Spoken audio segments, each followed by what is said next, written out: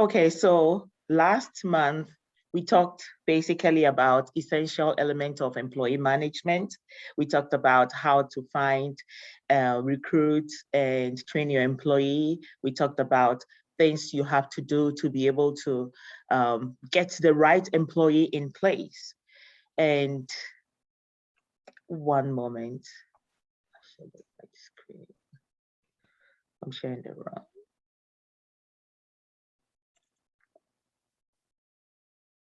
Okay.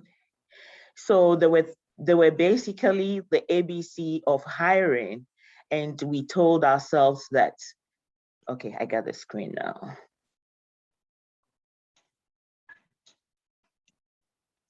We told ourselves that there are a lot of traditional ways that a lot of us have hired in the past. And so we all agreed on how we can make things better for our businesses, because 30 to 50% of the salary of your employee that is quitting is going to leave with that employee. So why would you want to, jeopardize your business, or why would you want to lose money? So in a nutshell, we talked about the business owner's hiring journey. How do you advertise, how you wait for applications to come in, how you interview, and then you hire the best. But we realized that sometimes you have problems. And so that is why a lot of these employees leave you. They come with attendance problem, they come with attitude problem, they come with personality conflict, and this affects your business. Your business suffers, other employees suffer, and management can keep up. So today I want to introduce you to a different topic, a continuation of it, and that is one of the business essentials that we talked about. We talked about 6 business essentials. So that was strategic recruitment. The next one was hiring and interviewing. We talked about effective communication. We talked about training, how to motivate, that is creating job satisfaction. And then we talked about a little about leadership and team building. But today we want to focus on communication, because communication is what actually creates a problem for our businesses. And somebody said that the best thing that we can do for our competitor is to hire poorly. And after you have hired poorly, then you're talking about things that will create problems for you in the company, which can be controlled by yourself. And according to James Humes, one of the top HR consultants, he says the art of communication is the language of leadership. So today we want to talk about communication. Today we want to talk about communication. And if you will let me,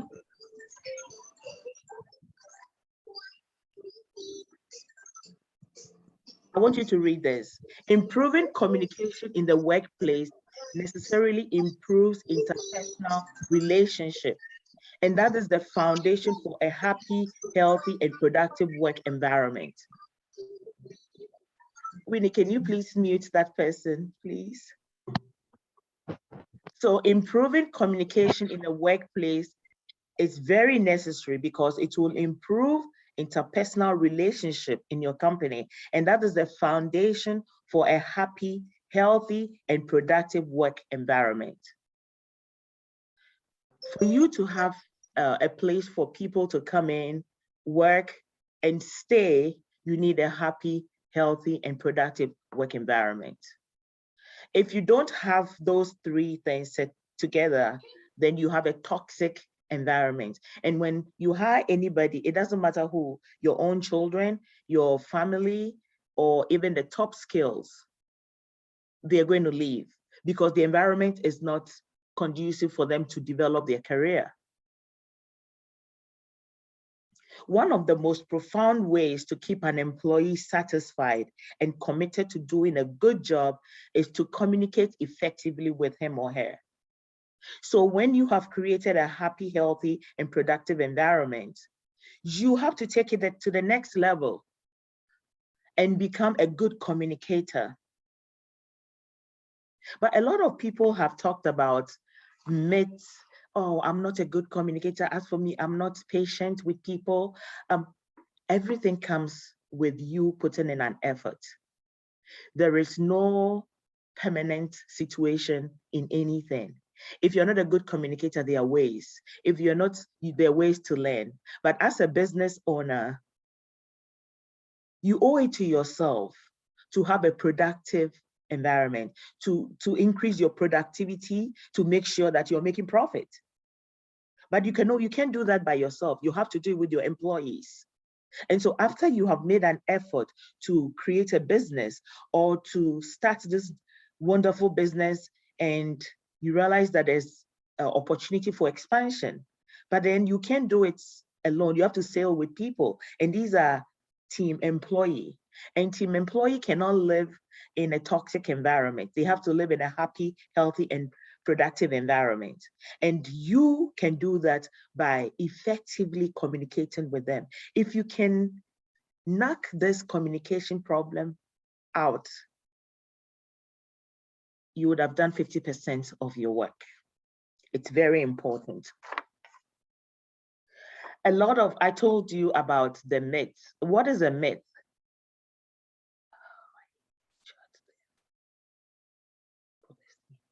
So, what is a myth?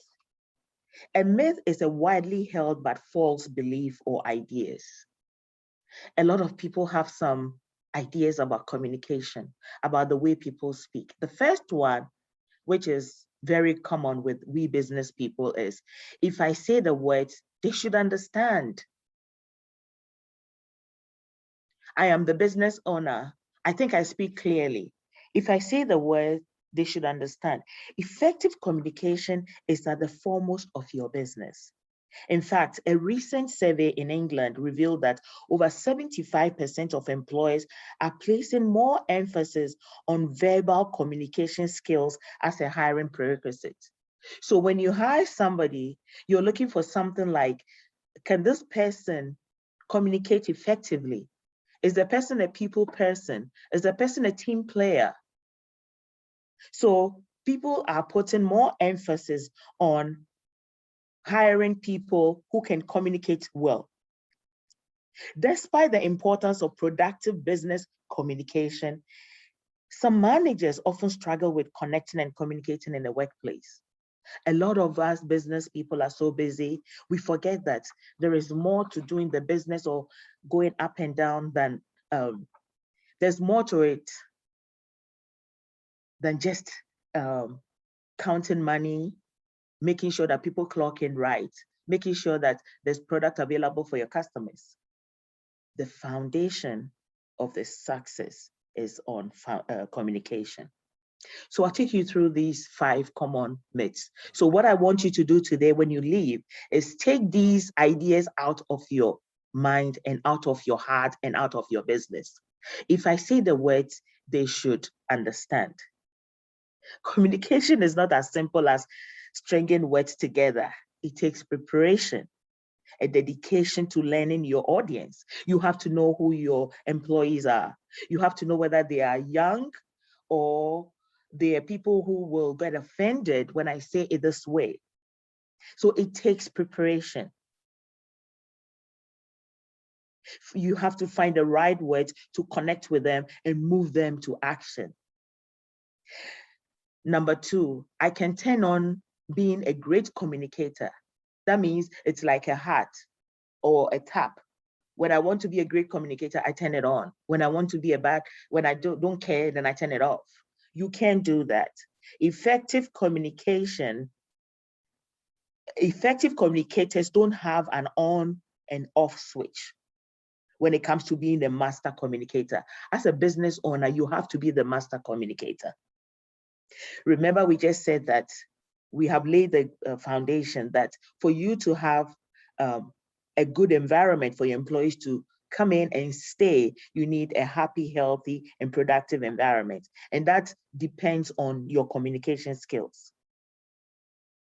Your communication switch should always be on, because part of being a communicator is being yourself. So you have to always be yourself as a business person, so that when an employee knocks on your door and walks in, you're saying the same thing. You are in the parking lot, you're saying the same thing. You're on the production floor, you're saying the same thing. You're in the store, you're saying the same thing. So if you are genuine in your communication with your employees, then there's no need for on and off communication moments. Instead, you make every interaction meaningful and effective for both you and your employees. The third one is, I can improvise my communication, so no need to prepare. That is a big myth. That is a big myth, because you may be put in an impromptu situation that allows you very little time to prepare.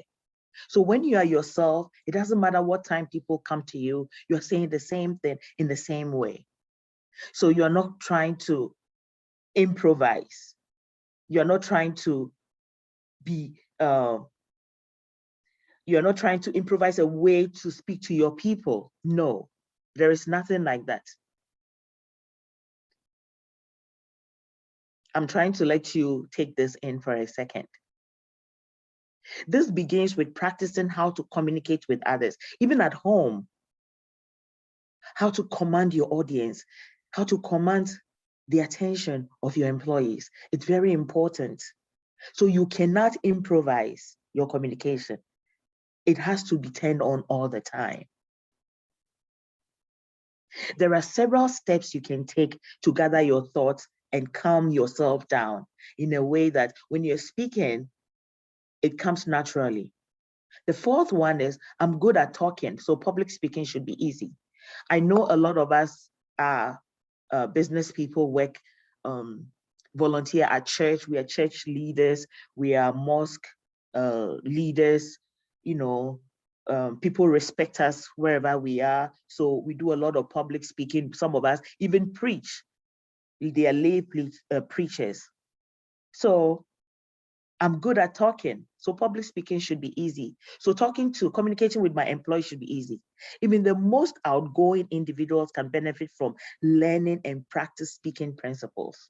So today we're going to go through communication principles. And these principles are things that you know already, but because you haven't paid attention to them and practiced them, you're struggling at work and you think, oh, so is this part of communication? Oh, I didn't know this was part of communication. There are some struggles at work that some of you go through, and it's all because of communication. And I want to take you through some 6 principles when I'm done with these myths. The last one is, some people aren't born to be great communicators. I hear this all the time. Oh, contrary to popular belief, great and effective communicators are made, not born. This is what business people should be talking about. We should always say that effective communicators are made.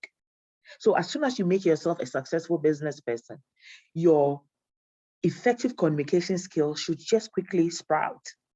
And it doesn't come by just not putting in an effort. You have to put in so much effort.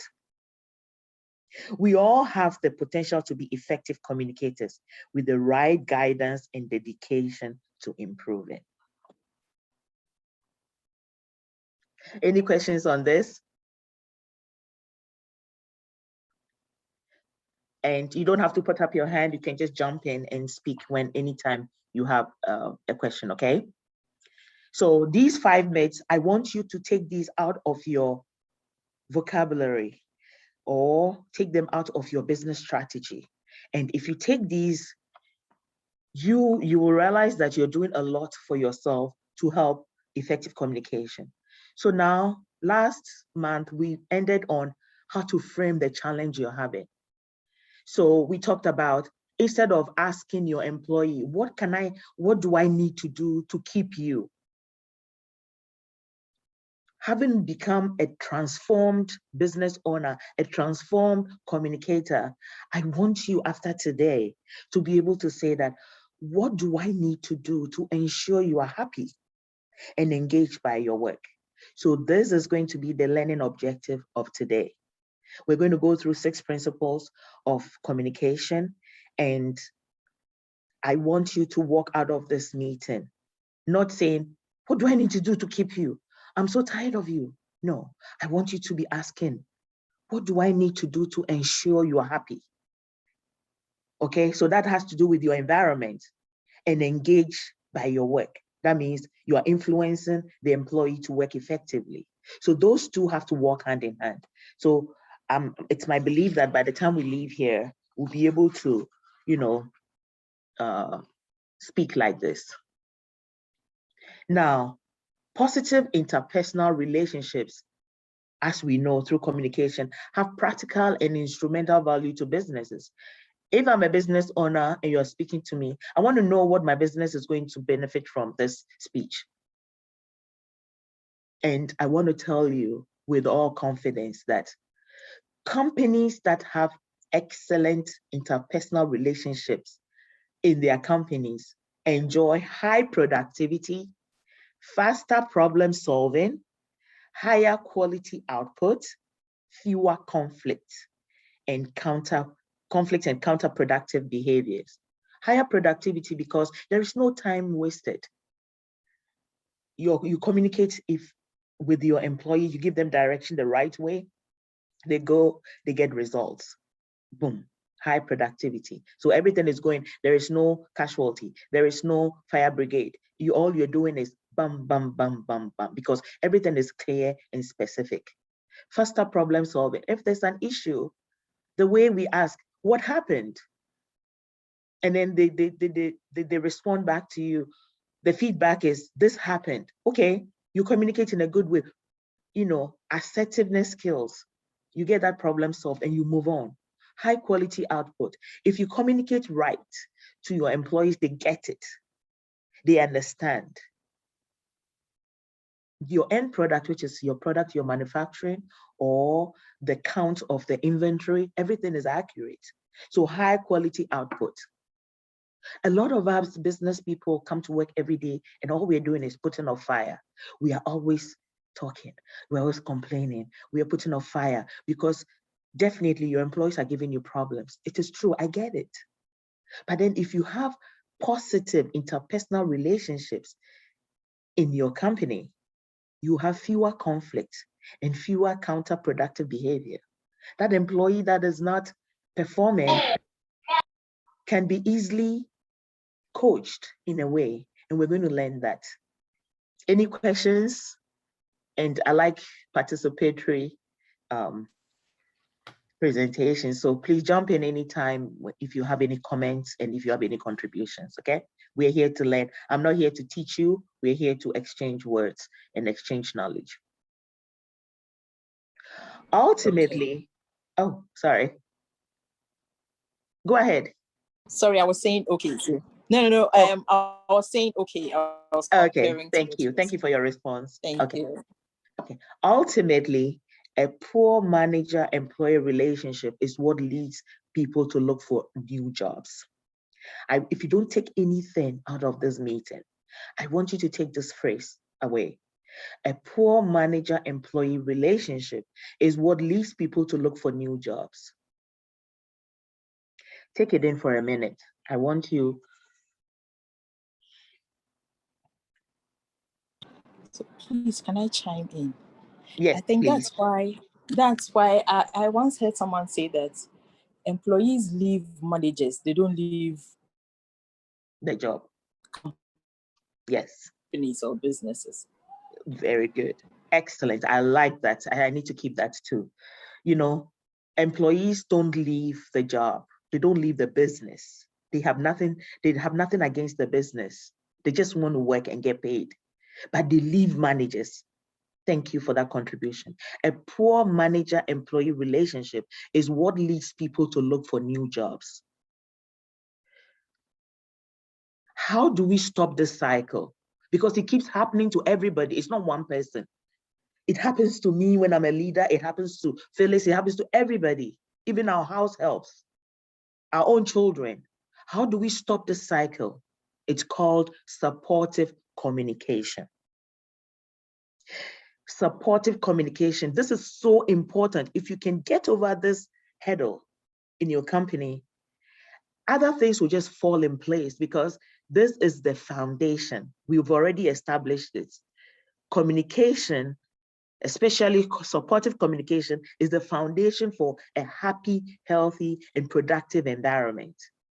And if you don't have that environment in your company, then you have a toxic environment, and that is not right. You're just struggling. Please enjoy yourself as a business person. Enjoy the fruit of your labor. Some people can't even go on vacation because there'll be a fire brigade if they leave. But if you put your place, your house in order, you will enjoy the fruit of your labor. Supportive communication is what will stop this cycle. And here, managers communicate accurately, remember the words, and honestly, without jeopardizing the interpersonal relationship. So in supportive communication, the relationship between you and the employee is supported. And it's even enhanced by the interchange of words that come between you. And it doesn't mean you are promoting likability or social acceptance over honesty. It simply means you deliver the message in a way that is sensitive to the other person's thoughts and feelings. So what is supportive communication? It is a style of communication where the relationship between you and your employee is supported. You support them, they support your emotions. So both of you are in check. And it's even such that whatever the two of you are saying, you're very careful. And this particular communication style is used in many types of interactions, especially when there is a power differential. So between a manager and employee, a teacher and a student, or a parent and child. So wherever there's that hierarchy difference. So for instance, you're a business owner. You are the manager and the employee is the lower person. So it's what you have to be doing is you deliver your message in a way that is sensitive to the other person's thoughts and feelings, full stop.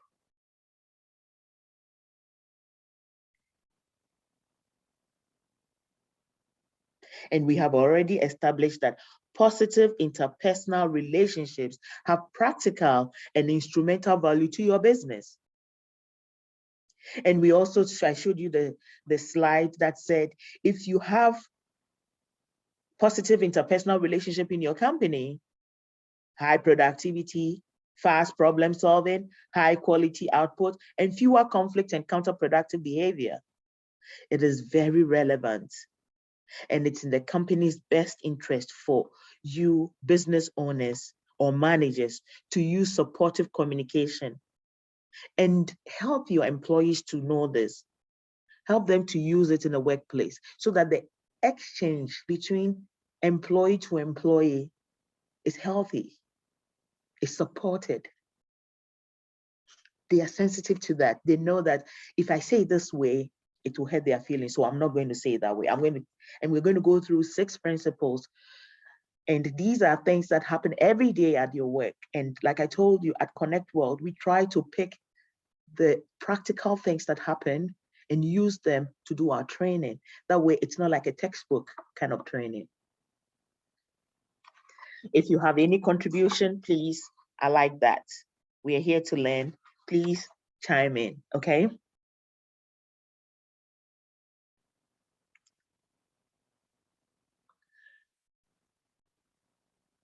Sometimes you realize that people say, oh, constructive criticism. I criticize the person, or I said something in a very constructive way. The most obvious times to use and practice supportive communication is when a manager finds himself or herself having to coach or counsel an employee, like when you're doing your performance appraisal or somebody does something wrong and you call them to the corner. And those are opportunities for you to show how good a manager you are. But then there are barriers. There are barriers to communication, and you have to be knowledgeable about these things, because these barriers can stop you and they can create chaos in your company. The first one is defensiveness. When an individual feels threatened or punished by the communication, they tend to protect themselves. And you know that even from our children, the way our children behave. And what they do is they focus more on how to do their self-defense. Let me protect myself. Okay, the manager is throwing bullets at me. Well, let me protect myself. Think about it. If you call an employee to try to coach them, the reason you call them to the side is for you to be able to have the opportunity to hear their side of the story, or to be able to teach them a better way for them to do it. But then if you do it in a very harsh way, they will feel threatened and they feel like you're punishing them. So what do I lose? I can just either use the F word against you and walk away and find another job, or maybe I'll listen. But then you have to take opportunity and remove that self-preservation for them to be able to listen to you. And this is why we're going to learn those 6 principles. So we're going to take out these barriers. So these are 2 specific barriers that people use. The second one is disconfirmation. And this happens when the employee feels put down. Like you speak, you speak in a very condescending way to the person. And so they feel very insignificant because of the way you're speaking. So their focus is on reinforcing themselves, bolstering themselves instead of listening. They're trying to reinforce their words so that if you don't step right, I'll throw my words at you. That's what goes on in their mind. So you always have to be thinking like the employee. So these 2 barriers to communication, please be mindful of them, so that each time you're speaking, remember, if the employee feels threatened or feels like they're being punished by the way you're speaking, they're going to be very defensive. And sometimes they take the next step and speak rudely to you. Or they'll start planning in their head, how can I reinforce my words to be more painful to Madam or Mr.? So remember, whenever you find yourself trying to coach to correct an employee, they also have their weapon ready. You don't want that barrier to block you. For you to be able to remove those barriers, there's good news. I always say there's good news and bad news. Today, there's no bad news, all good news. And the good news is we're going to go through those 6 principles. They're very easy and they are very everyday things that you see, but we want to reinforce it today. And when we are done, I'll beg the leaders of OZE to share those 6 principle slides with you, print them and put them on your notice board in your office, or just clip them somewhere, so that each day as you see them, it helps you to remember. It reminds you. And remember, nobody was born a great communicator. Great communicators are made.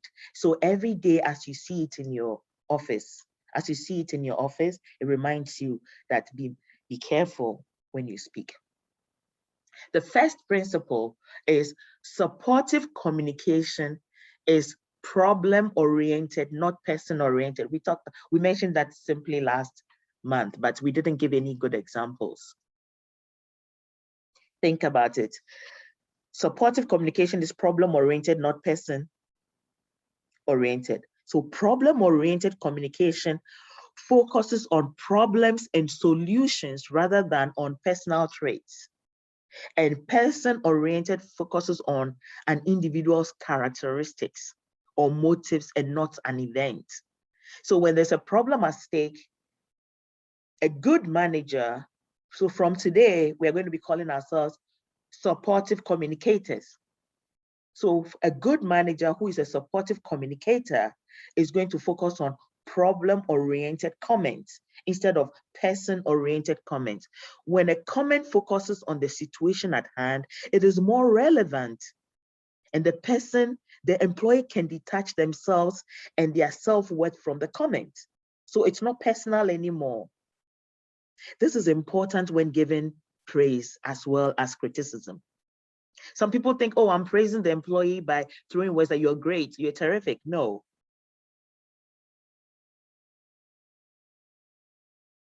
You have to be praising what they did. So an example, you're really hard to work with. That is criticizing them. The employee likes to argue. They like to talk. When you're speaking, they won't listen. They want to, express themselves. They're talking over you. Listen, you are the captain of the ship. So the passenger in your ship is not as important as you. So you have to be able to steer the ship to have a good sailing, okay?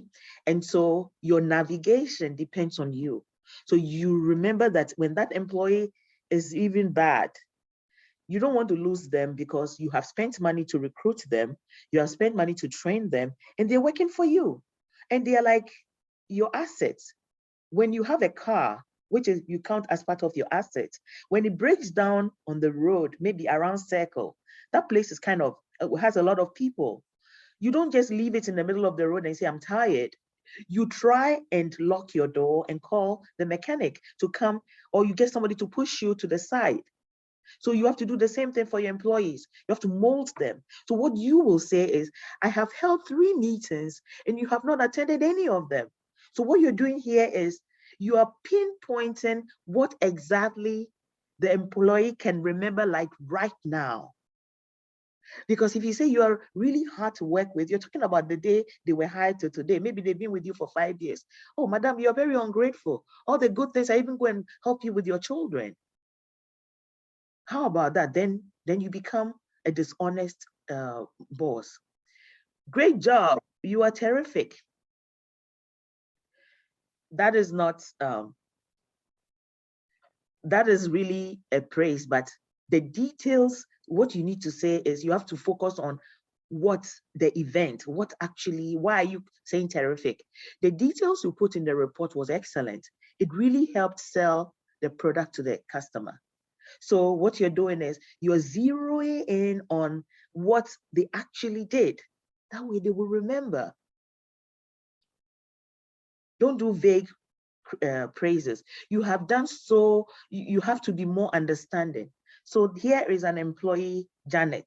So Janet is trying to teach Kwame how to do something, and Kwame is not doing it right, and she's trying to be hard on Kwame.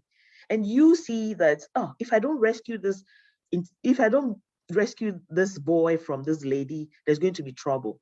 So you go there and you say, oh, Janet, you have to be more understanding. Janet is going to take it personal. It's like she's wrong about what she's doing. What you need to do as a supportive communicator is, no, look at the situation at hand. You know what the situation is. So you will say, Janet, Kwame is having a tough time with his mother's death. I think we should ask him what we can do to help. So that Janet's a method of pushing Kwame, work hard, is not criticized. So Janet is not criticized. She doesn't take it personal, but you have taken advantage of the situation and addressed it in a way that Janet will say, oh yeah, madam, right, you're right. So she's not offended, but indirectly, you've told her, stop that. You have to be more understanding, but you're saying it in the supportive communicator's way. You are great. What is the person great for? That is just vague. You perform that meeting superbly. Yes, that means a lot to that person. So next time they know how to repeat that. So you have to be problem-oriented communicator, not a person-oriented, even if it comes to praise, because vague praises will not help. Effective communicators don't just say things because they want to say it. You say it with meaning so that the person understands why they are being praised. This is very important. The second one is communicative communication. Supportive communication is descriptive, not evaluative. Think about it for a second and I'll go through it. When you are communicating a problem, it's hard not to slip into judgment or labeling, blame on something. So the evaluation leaves the person feeling under attack. It's like they take it personal, like the previous example. And they are likely to respond defensively. When somebody realizes that the way you're talking to me is punitive or you're attacking me, then they start thinking about their defense mechanism. But when you use descriptive words to communicate a problem, you explain it objectively and from your own point of view.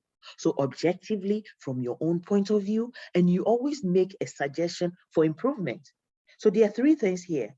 When you want to communicate a problem, think about it. You explain it objectively, and it has to be from your own point of view, and you're always ready with a solution. You're always ready to make a suggestion for improvement. So that person doesn't feel attacked. So, for example, you performed horribly last month. We all are here to make money. I don't have time for you to be wasting my time, hours, and not making money. And even on your team, you did the least. But the best way to do it is to explain it objectively. You finished fewer projects last month than any other associate. And in your own opinion, from your own point of view, I'm concerned about your productivity level. Then what is the solution? Let's meet weekly to keep on track and help you complete 3 more projects this month. So that's bad, poor performing employee that you're supposed to strangle to death. Now the person is listening to you mention what the problem is and show how concerned you are. And then you are coming up with suggestions on how to fix the problem. Boom. That employee with a negative attitude will just like, really? Is that my madam? Is that my boss? Oh, immediately they calm down. So that problem, which could have made that employee walk away or try to find another job, that person is ready to meet madam next week to see how he can become a top performer. Transformation 101. Any comments? And please remember, there's no protocol here. Jump in, let's share. If you have something from your workplace, share. The next one is supportive communication. It validates rather than invalidates a person. This is a big one. This is a big one. And a lot of business people are good at giving praises. And sometimes they're very impatient. But this is the time for us to transform ourselves. When a person acts like a superior, the person is rigid or indifferent when communicating a message, they are invalidating the other person, the employee that is listening to them. And you are setting up the conversation to fail. Invalidating behaviors include not letting the other finish their sentence. So somebody say, so what is invalidating somebody? You say something, the person is trying to respond, and then you talk over the person. The person is not able to finish their sentence. You're telling the person their ideas are not worthy or they are ill-informed. You're showing yourself off as knowing it all. Using words that the other person can't even understand. If it's English, you're speaking to your employee, you're using words that they can't even understand because you know they don't understand, that's why you're using it. They come to you with an issue, and because you really don't want to deal with it today, you won't even look at them and make eye contact with them. You just dismiss them. So that means you are acting indifferently with silence or unrelated activity. You're busy doing your work, writing in your notebook, so you're not even listening. You didn't even look up. When a person feels invalidated, it is more destructive than harsh criticism or disagreement. Think about that very well. The person is left feeling unworthy and unredeemable. They feel so down You speak to them in a condescending way, they feel hopeless. So the next thing is, I don't think I want to come back tomorrow. They're saying it in their head, but they don't mean it though. They can afford it. But then they'll start making plans. But when you validate your employee in a conversation, that means you treat him or her as an equal. We are a team. You can't do it all by yourself. You are flexible and you have a two-way dialogue, okay? And you try to reach mutual agreement. It's not the end of the world when there's a problem. It doesn't matter. An example, you don't understand the project well enough, so we will just do it my way.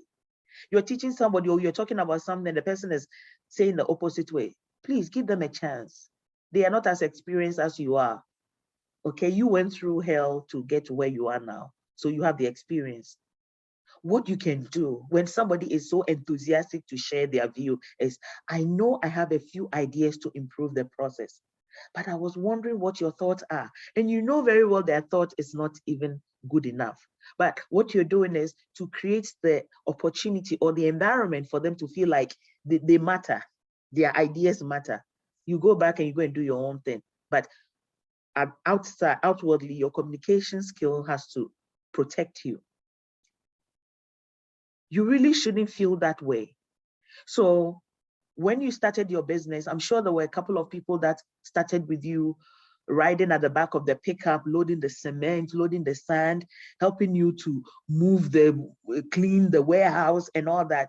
But then as time goes on, your business expands, maybe you need some more experienced people, you need the clerks, you need the project manager to join you. You see, and so as soon as the new people start joining the old team, the old employees start feeling threatened. Okay, it's up to you to fix that problem. And that has to do with communication. And so the project manager comes to the new project manager comes to you and says, oh, Peter is having an attitude. He feels like I've taken his job. And then you go to Peter and say, hey, Peter, what's wrong with you? You really shouldn't feel that way. That is completely wrong. You're not being supportive. What you need to do to keep Peter, who helped you from the beginning when you had nothing, is, I guess my remark was too brash. Example, this is just an example. There's so many things you can do. An example is, I guess my remark was too brash and I can see that I have hurt your feelings. Maybe you made a remark in a meeting that give the project manager the chance to do the work because he went to school and he's got the knowledge. So you hurt Peter's feeling.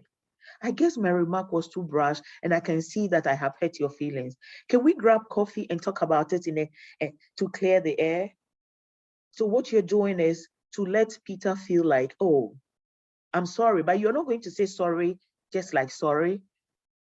You are apologizing indirectly. I think I was a little too brash on you and I feel I hurt your feelings. Let's sit down and talk. Let's talk about it. These things are very easily done in Ghana. So what you're doing is you are validating that employee and giving them the opportunity that you want to reach a mutual agreement.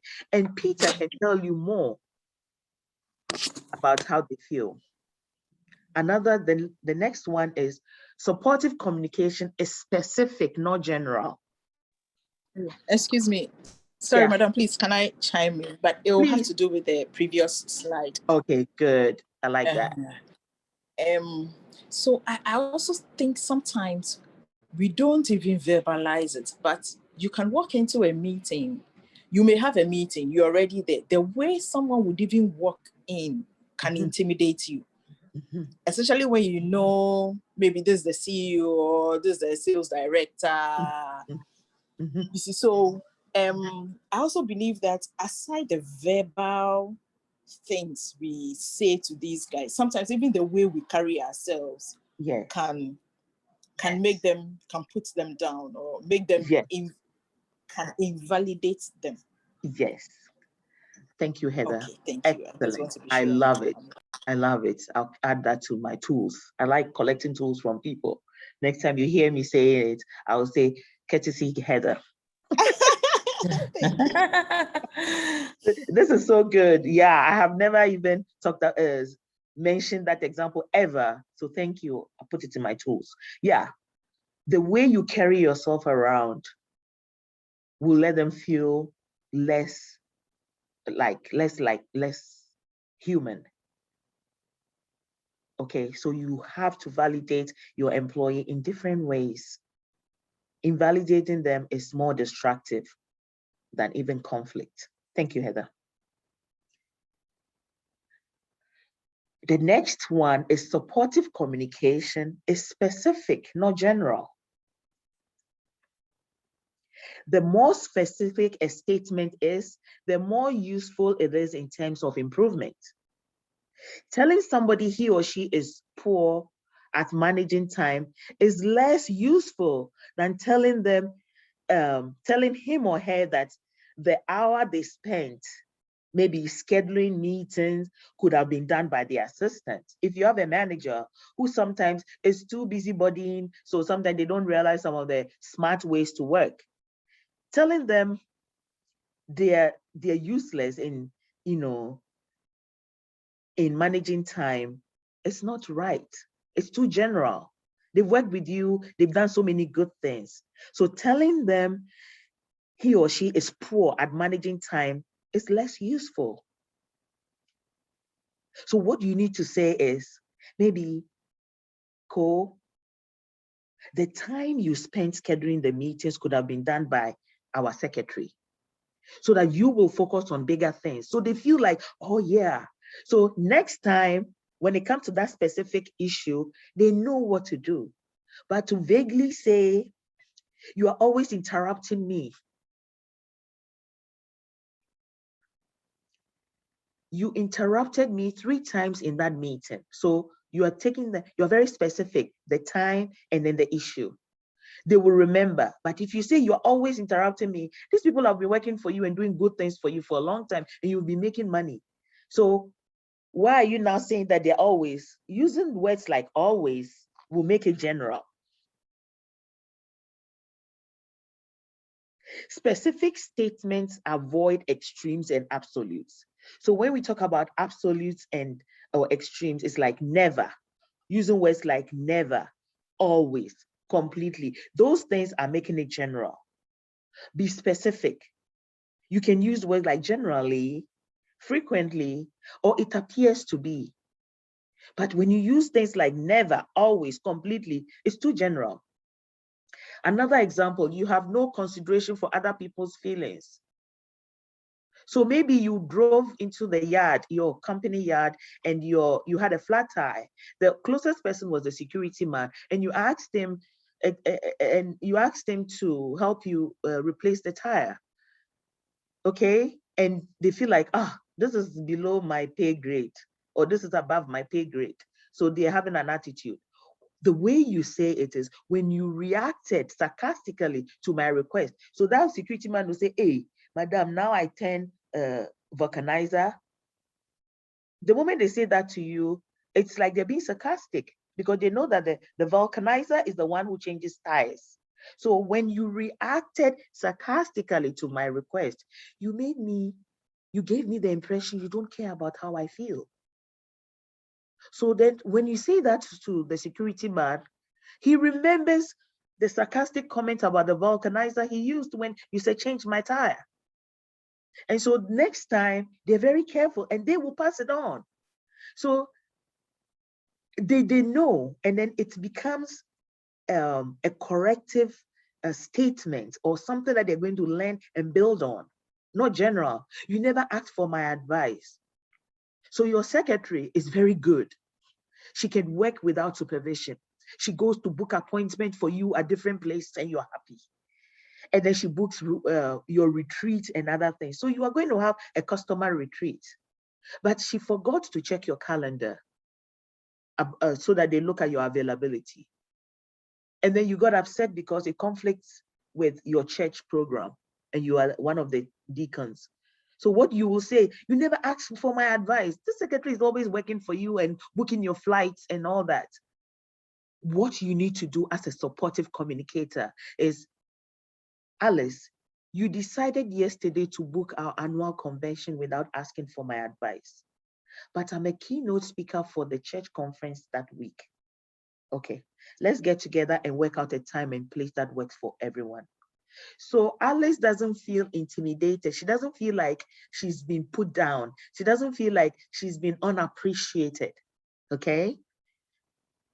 She's done it every time, booked your flight to the US and all that, and you were happy. But this one, she made a mistake because she was overzealous about getting this conference done. Okay. So be specific. Put some of these things on your notice board in your office, and it will remind you how to speak.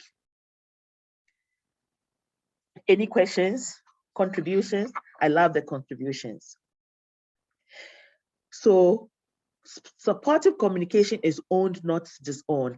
When you take responsibility as the business owner for your comments, you own the communication.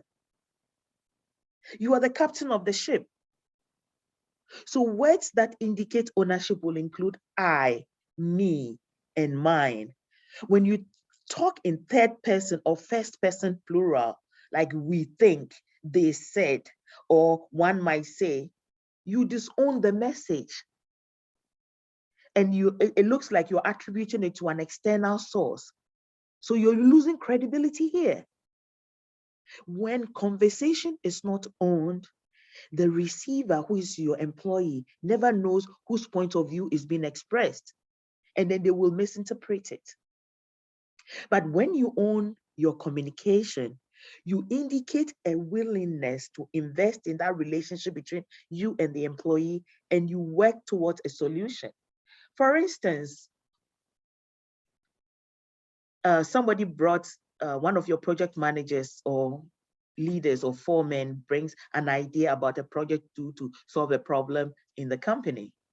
Okay. And then you go and think about it and you want to come back and give them feedback. It's a great idea, but they just won't approve it. Maybe you have a board that approves it, but you are the business owner. You are afraid, you don't want to hurt the person's feeling. So you are dodging behind your words. No, from today, no. Own your comments, own your communication.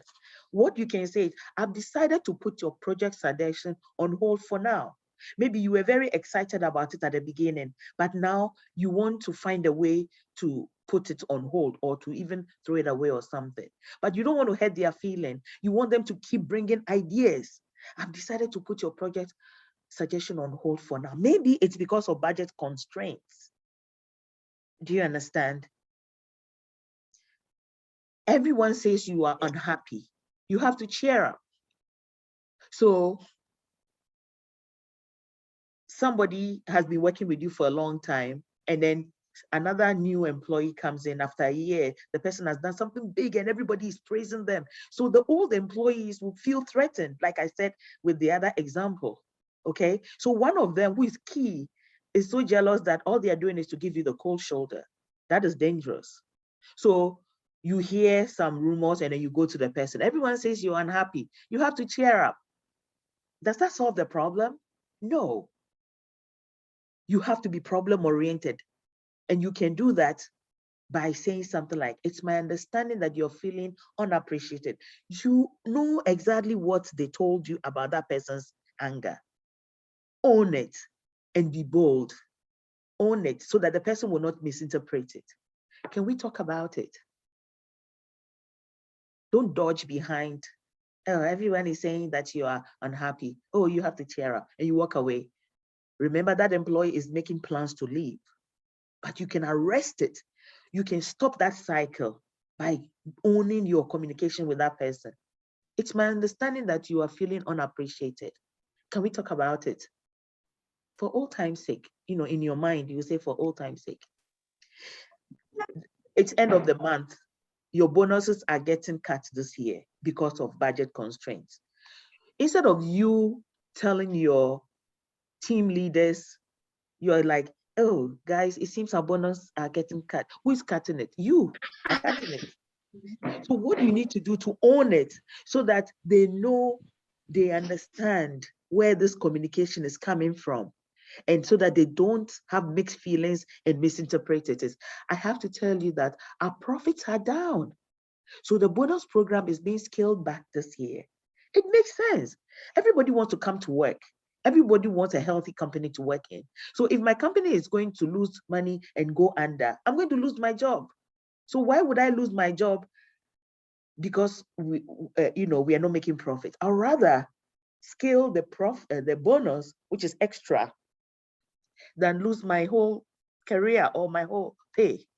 So own it. I have to tell you that our profits are down. Be specific. Take the problem, explain it from your own point of view, and come up with a solution. So you see, all the 6 of them are intertwined. They are getting into each other. So the bonus problem is being scaled back this year. If you start talking like this at work, it will stop all the back and forth between you and your employees and people misunderstanding and misinterpreting it. Any questions? So supportive communication requires listening. It's not a one-way message delivery. It's like one-way traffic, one way from you to them. No, it has to be two-way, okay? It requires you listening to them too. This is active listening, where you respond appropriately to the other employee's message. In any of your conversation with your employees, you realize that the person who talks the most learns the least about the other person, even with 2 regular people talking. The person who talks the most learns the least about the other person. Good supervision requires good listening. Okay? Good management requires good listening. Good listening means you advise, you provide direction, you deflect comments, you probe for more information, and you reflect back or you mirror the comments to ensure that your employee has full understanding. I told you to stack the boxes 5 high. You told them an hour ago, stack it 5 in the warehouse. And an employee is so safety conscious because of your safety training. So they want to make it 3 because it can fall. You did not communicate properly and you didn't have a two-way delivery. So the employee doesn't really know anything from you. The best way to do it is, I know you are concerned that the boxes will tip, which you know that's because of the safety training you've taken them through. We checked with the manufacturer and they are rated, all the boxes are rated to stack 6 high. So at 5, we are safe. Let me see something. Okay. All right, I'm going to run up. This is the last one. Then I'm sick and tired of your excuses. Don't be late again. Instead of saying that, you can say, I know you are having a tough time balancing work and school, but being late is not acceptable.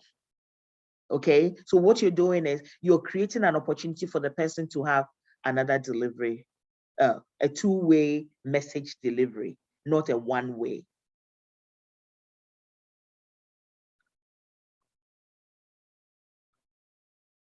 So I want you, those are the 6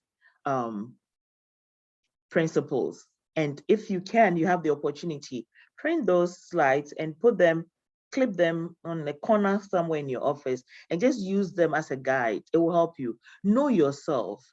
Improvement must come from within yourself. You have to accept that the way I was communicating before was not getting me anywhere. And you have to believe in these 6 principles, that it can change and create an avenue for your employees to have a clear, happy, and healthy environment. You are at the same time your greatest strength and your worst enemy. So being the worst enemy means that if you don't practice these things, it's going to hurt you, okay? So when you're able to combine knowing yourself with the practice of thinking before you speak, it will ensure that what you say to your employees is positive, constructive, rather than offensive and insensitive. So I want to say this again, improving communication in your company or in your workplace necessarily improves interpersonal relationship. And that is the foundation for a healthy, happy, and productive work environment. And that is what you need to keep your best employees. Thank you very much for your time. If you have any questions.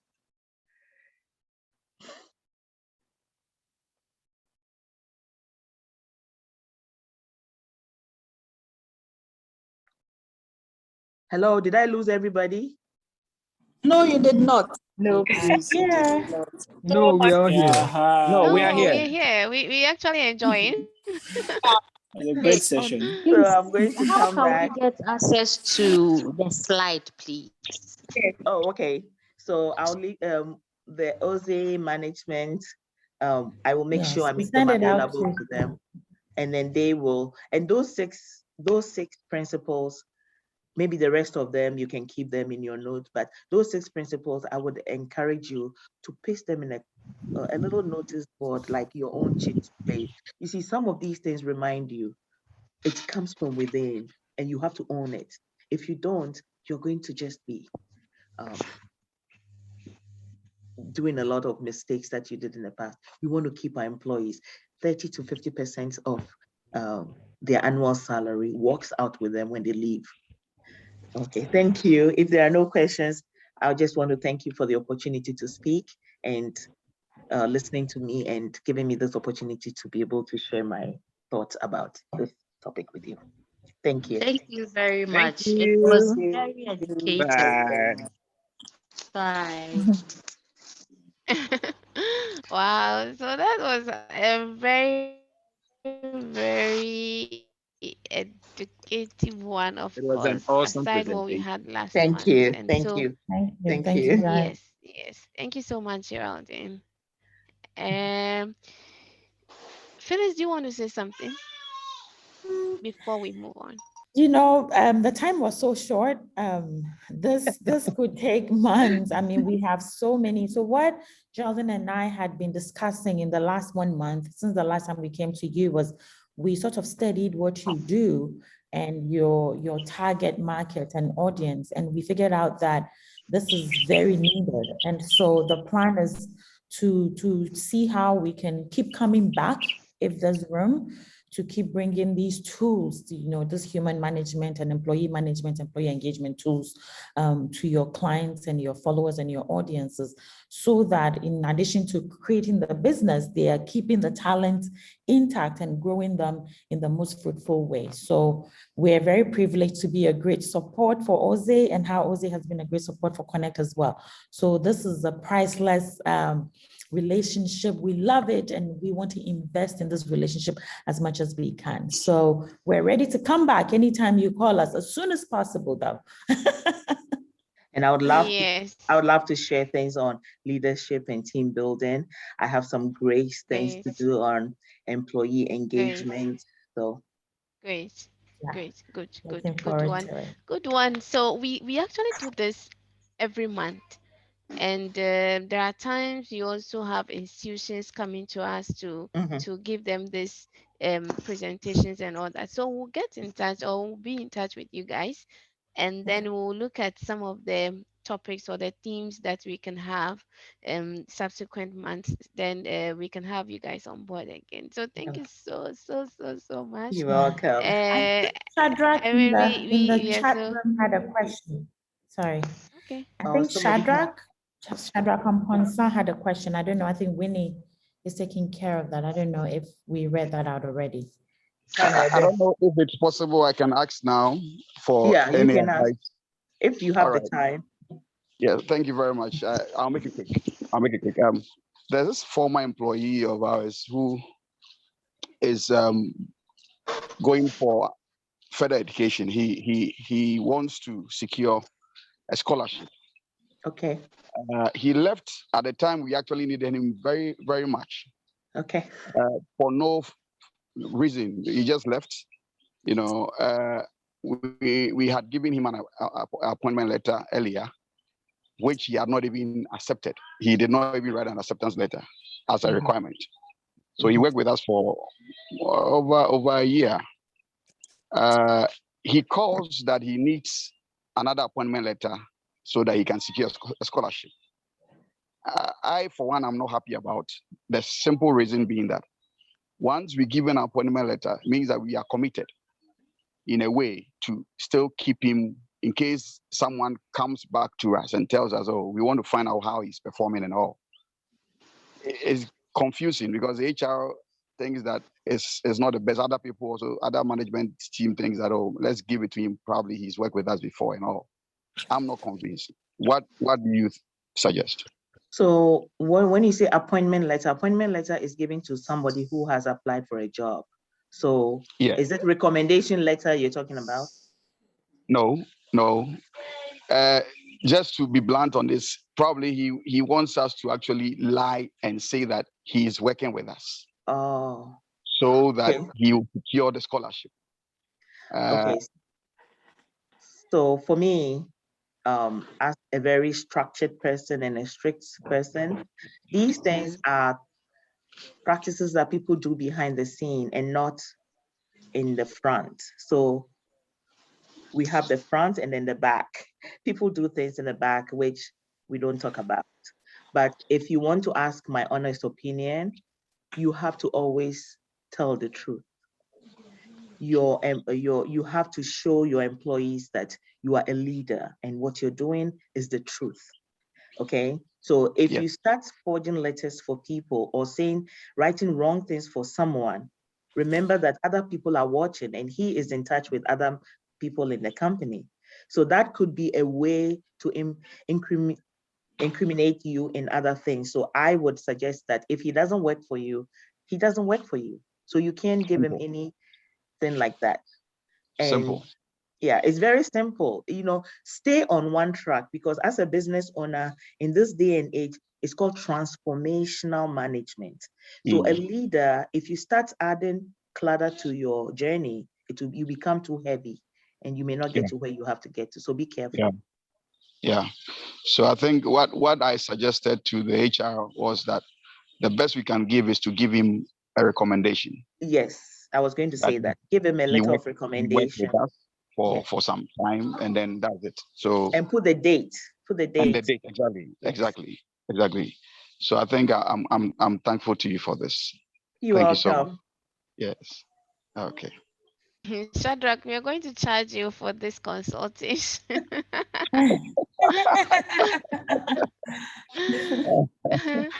Okay, so thank you so much. So we're going to move straight because we are trying to wrap up. Prince, are you here? Yeah, Joanne, I'm here. Good. So like we've always said, we feedback from our users is very, very important. And so based on the feedback, we've been able to add some important features to the app, the business app. And so Prince is going to use just 2 minutes or so to let us know what has been added, and then we move on. So over to you, Prince. Yeah, thanks, Janet. And hi, everyone. I'm glad to have you on this session. I'm going to share my screen to show you a little bit about the new features, the awesome new features that we have in the OZ app. I hope everyone can see my screen, please. Yes. Awesome. That's very, very important. Thank you for that. So we've had a lot of users that have shown interest to be able to record loans that they take into the OZ app, in addition to entering sales and expenses into the app. And so, surprise, we have that feature now available for everybody. I can hear some noise. Come on, guys. This took a lot of work. So some noise. Yeah. Well done, but some of us don't know about it. So if you can let us know. Great. Okay, so for if you're on this session for the first time and you're not an OZ user yet, this is just a quick recap, but we'll be very much interested to take you through after this session. OZ is a mobile app that helps business owners like you to be able to track your sales and then your expenses on your phone instead of using a cash book. So whilst you're digitizing your sales and then your expenses, the app gives you records. It shows you how your business is performing on a daily basis, on a weekly basis, and also on a monthly basis. You get to see your profits, the amounts that people owe you, and how much you owe people. You also get to see what items in your shop or your business are running fast and the expenses that you're incurring as well. And of course, you also get to see your most important customer, that is your top customer.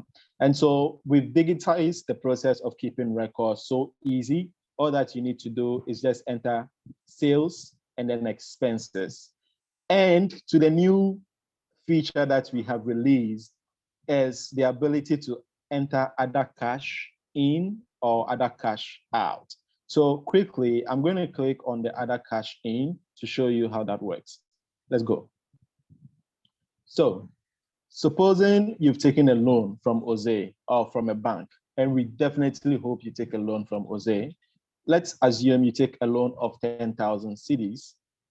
We have loan, investment, cash, and then other. But at the moment, you can only use the loan. We would activate the other options very soon. So right now, let's assume you take a loan of 10,000 from Jose app. And the interest that you're going to pay monthly, let's say, is 3% or 2%. Let's stick to 3%. Now, with this, you can just go ahead and click continue. And then you choose the day that the loan was taken. Let's assume we took the loan today, which is 31st.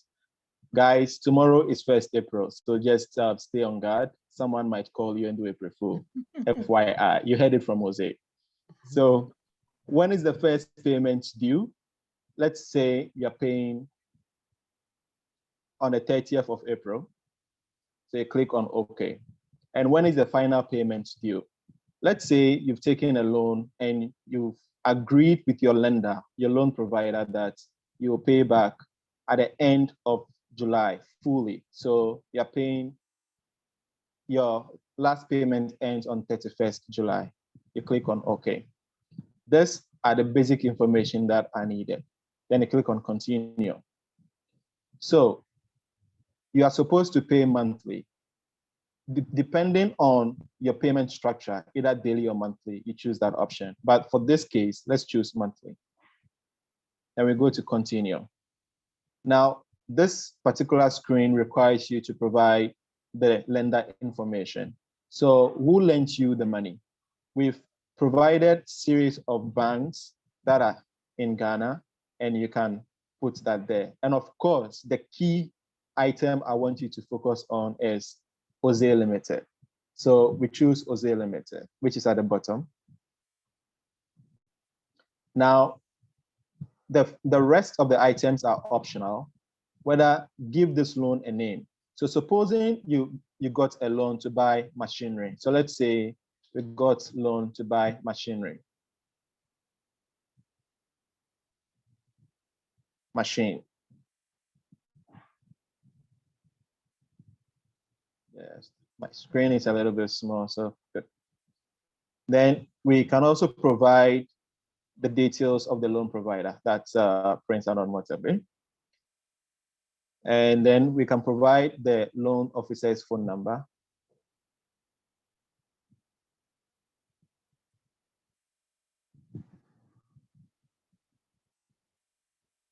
Okay. With this, we can just record our loan. Loan recorded. 10,000 loan from Jose Limited has been successfully recorded. Thanks, coach. So with this, you get to see this new loan transaction in your transaction screen. So you get to see that we have the first screen here where we have loan repayment. You have to pay a loan of 10,000 plus an interest of 1,200. So the interest is 1,200, which means that at the end of the day, you will pay 10,000 plus 1,200. Now, supposing that you go ahead and start your repayment, you can just click on add repayment. And then you click on repaying a loan. And amount paid so far. Let's say, how much did you pay? We click on, let's say we pay 1,000 cedis.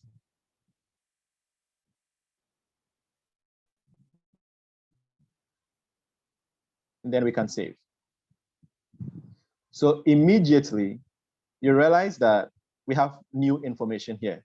You've paid an interest of 30 cedis. You've paid down your loan by 970, which is in the red button, which is in the red text. So as and when you click on add repayment, your total loan that you're supposed to pay goes to reduce. Now, let's go back to this particular loan transaction, and I would like to show you your repayment schedule. Supposing you want to see your repayment schedule, you come to repayment schedule and click on repayment schedule. And then you get to see how much you're actually supposed to pay on a monthly basis as well, and the time or date that that payment is supposed to happen. The beautiful thing about this is when it's getting to your repayment due date, the OZE app will remind you so that you don't miss your repayment schedule. Are there any questions, please, so that we can answer them quickly?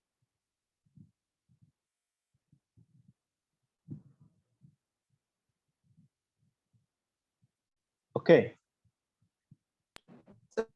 Hello, sorry, I have a quick one. Yes, please. You see there are levels of users. Yes. You see, so does everybody have this, those who are paying and those who are not paying? Does everyone have access to this new feature? Thank you. This is a very good question. Everyone has access to this feature. Even if you're a free user, a paid user, you will still have access to this. We want to make it accessible now. And so please go ahead, update your app, and just hold the button. Let's go back to the screen. And just hold the plus button for about 2 seconds, and then this will pop up on your screen. Does that answer your question, please? Prince, just Yes. to add in, it's not released on iOS yet. So if someone's not seeing it, that could be why. Yeah. Thanks, Megan. Forgot about that. Thank you. Okay. So please go ahead, try the loan feature, the cash in, the cash out feature, and give us feedback. We always improve and get better with the feedbacks that we get from you, and that is sorely needed. So please give it a try and let us know. Thank you very much. Jane, over to you. Thank you, Prince. Thank you so much. Thank you. But we were also told that you have something for us for this Easter. One minute, can you share that as well? Yes, sure. We Thank can't you. wait. That's good news indeed. So everyone, if you can see my screen, you can now go ahead and subscribe to Platinum for 3 months, and then you get 3 extra months for free. A lot of you on this call, and I can pinpoint, I don't want to mention names, but I can pinpoint at least 10 people on this particular call who have shown interest for Platinum. They want to use the OZE app on their laptop. They want to be able to become extremely professional and have their data on a screen to look the look of a professional business owner. So guys, OZE is offering an Easter promo for you to access OZE on your laptop by paying for 3 months Platinum, and Platinum goes for 100 cedis. And so when you pay 300 cedis, you get extra 3 months to use the OZE app. Are you guys excited by this? Yeah. Okay. It's good. 100 cedis per month. So after Correct. the pro, doesn't mean you have to be paying 100 cedis every month to keep using the app. So after the 6 months, you would have to continue paying 100 cedis. However, you will still be able to have access to OZE on your laptop, and you would get the VIP treatments that you require as a VIP user. Every Platinum user of OZE becomes a VIP automatically, and your issues are resolved. You get expedient coaching, you get so many packages that we want to surprise you with. And so it is important to try this Platinum for this 3 months and get extra 3 months. Yeah, and automatically you become a part of the Club 500 WhatsApp page. That's necessary. Good. And you know what happens on a Club 500? a lot of businesses do deals and get a lot of money on that particular platform. So join the Club 500, but first become a platinum user, guys. Wow. We Okay, can't wait. Jane, that's you. Yeah, thank you. Okay, good. So thank you so much, friends. Thank you, everybody. Thank you, Team Jose. Thank you, our community manager, Winnie. Thank you to our speaker, most importantly, Geraldine and Phyllis. Thank you so much. And so see you guys again next month. God willing, we shall meet with another exciting topic. Bye.